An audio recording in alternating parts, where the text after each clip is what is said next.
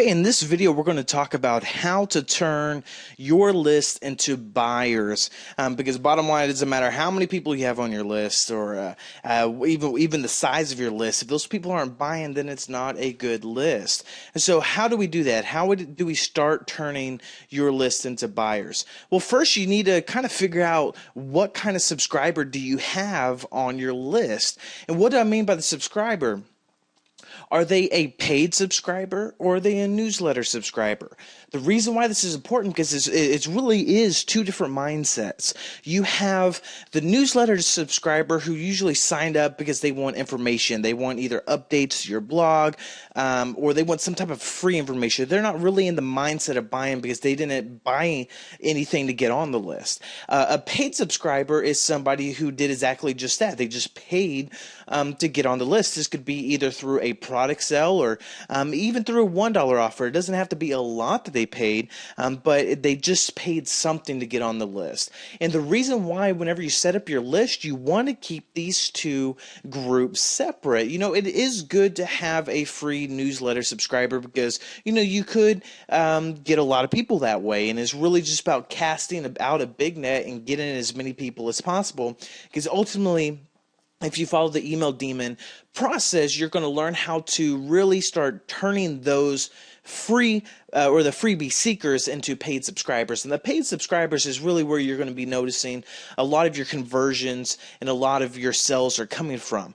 Where you might have anywhere between a 2 to 3% conversion rate with your newsletter subscribers whenever an email gets sent out, you can have upwards to almost 40 to 50% with a paid list. Why? Because they bought something. They're in a buying relationship with you. They've already established a trust with you that they trust exchanging cash or exchanging some type of a money with you.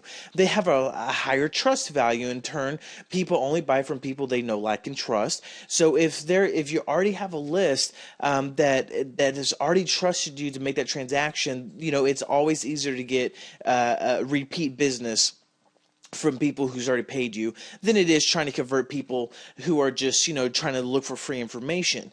Because, you know, free content is good. It's good to get free content. We're going to be going into some detail about how to use free content to really explode your business. But a newsletter subscriber is really just looking for free content. And if you usually try to send them offers, they get a little upset. They say you're spammy, and this is where a lot of your complaints come, because they don't want to buy anything. They just want some free information. But a paid subscriber that's already paid you, they would love and cherish free information. It has a higher perceived value to them because they're already used to paying you to get information from you. Now you're giving it something for free. It has a higher perceived value in their eyes, and they're a lot more grateful. So we're going to get into a little bit into detail a little bit later about how to use the free content, but let's start talking about a little bit of how we can start turning newsletter type of subscribers into a paid subscriber. And it doesn't mean that they have to pay a lot. Like I said, even $1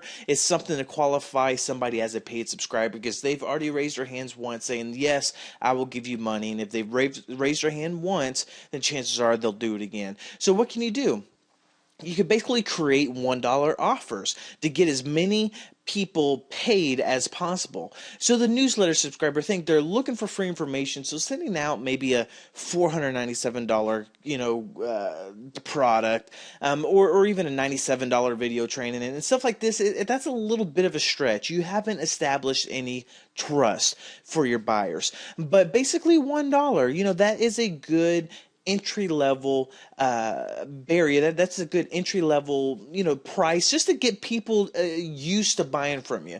Because really, it doesn't really take as much or anything additional to sell a $1 item as it does a $1,000 item. It takes just the same amount of convincing. If you can get them to pull out their credit cards and feel safe with you, then ultimately you'll win the sale. So it's all about getting people to feel safe with you, and $1 is a good offer. And honestly, I've seen a lot more conversions even on a small list, as little as just 1,000 people of paid subscribers, I've been able to outsell a lot of people that have over 100,000 newsletter subscribers. So that's one thing that I would start thinking about. You can create $1 offers. It could just be even creating a report, and instead of hey, giving the report away for free, just say, hey, I was going to sell this for $19.95. Why don't you go ahead and pick it up for $1 since you are my newsletter subscriber? So it does add value. It does add the sense that they're getting a discount and they're getting a deal. That will help the conversions, but ultimately you're just trying to filter in as many people to the paid subscriber status. So newsletter subscriber is still a good thing to have, because you're just casting that big net.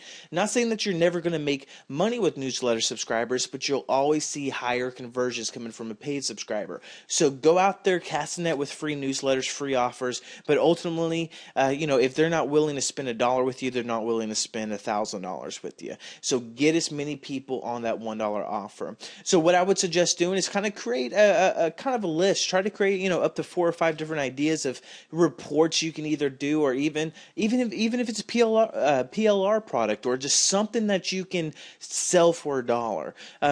Maybe you already have a product. Well, what about sending a special discounted offer to your newsletter subscribers, the people that hasn't paid anything yet?